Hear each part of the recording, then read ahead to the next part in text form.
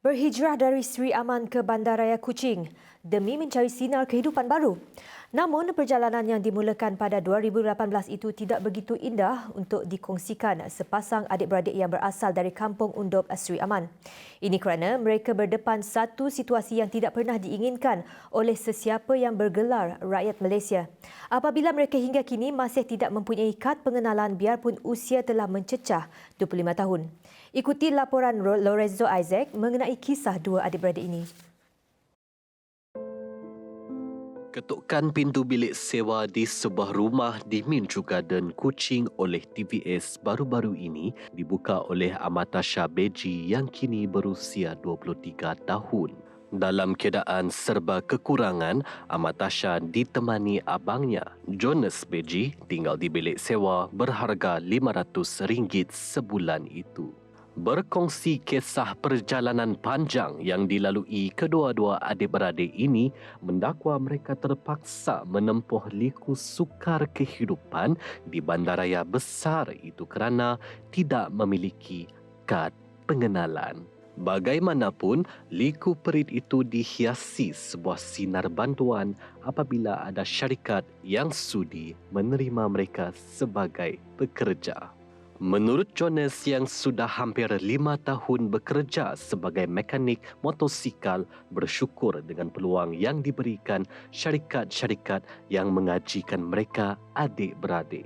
Terselah riak terkilan di wajahnya apabila menceritakan gaji bulanan diterima secara tunai kerana mereka tidak layak memiliki akaun bank. Itu sedikit sebanyak menyebabkan mereka berasa seperti berada di bumi asing dan seperti pendatang tanpa izin.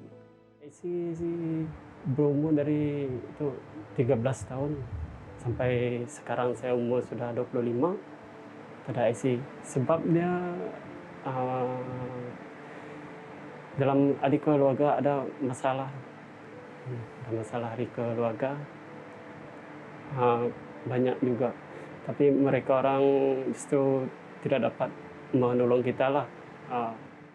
Katanya mereka berdua sudah banyak memohon bantuan, namun jawapan sama yang diperoleh dan kini setelah lebih 10 tahun mereka masih setia menunggu.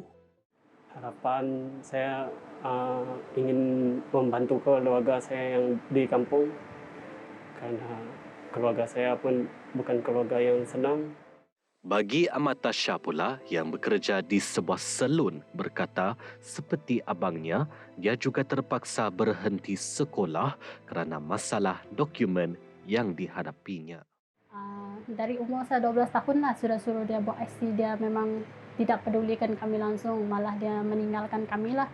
Dan sekarang baru jumpa balik pun sampai sekarang dia tidak mau buat kami orang IC. Dan bila tanya bila kamu buat IC untuk kami orang, sebab bila kerja dekat tempat orang lain kan mesti mau pakai IC, mau pergi mana-mana pun sama juga. Tapi dia selalu bagi alasan nanti, dan sampai sekarang lah dia tidak mau datang. Meneruskan bicara, emosi Amatasha mula terpancar, namun yang dihidangkan ialah rasa kecewa, marah dan sedih dengan apa yang berlaku. Saya tidak kenal saya punya mama dari kecil lagi, sebab dia sudah tinggalkan saya masa saya umur 2 bulan lagi dan tidak pernah tengok juga. Mereka tidak dapat bantu, sudah pernah tolong tapi saya punya masa mau pergi JBN kan mereka selalu bagi banyak alasan, kemudian bagi banyak borang lah. Bila diisi dia akan bagi borang yang sama, kemudian selalu suruh kami orang cari saya punya mamak kandung.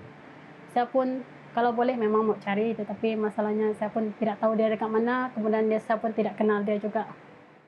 Kata Amatasha, dia berasa cemburu apabila melihat gadis seusianya boleh memohon lesen memandu dan melanjutkan pendidikan di peringkat lebih tinggi. Selama beberapa tahun kami orang tidak ada IC kan, memang ada susah sikit lah, macam tidak ada bantuan dari kerajaan. Bila mau kerja itu macam rasa tidak selesa juga. Bila ada polis datang, you mesti mau sembunyi lah. Kalau tidak nanti macam kena tangkap juga. Kemudian ada juga pernah mau buat pun tidak dapat juga. Ada yang macam mau pergi tempat kerja pun terpaksa pindah sebab tidak dapat atau pakai gaji pun ada, mau pakai IC pun tidak dapat juga. Jones berkata, dia dan adiknya masih menyimpan harapan untuk hidup tanpa diselubungi perasaan takut di negara sendiri, malah mahu memajukan diri mereka.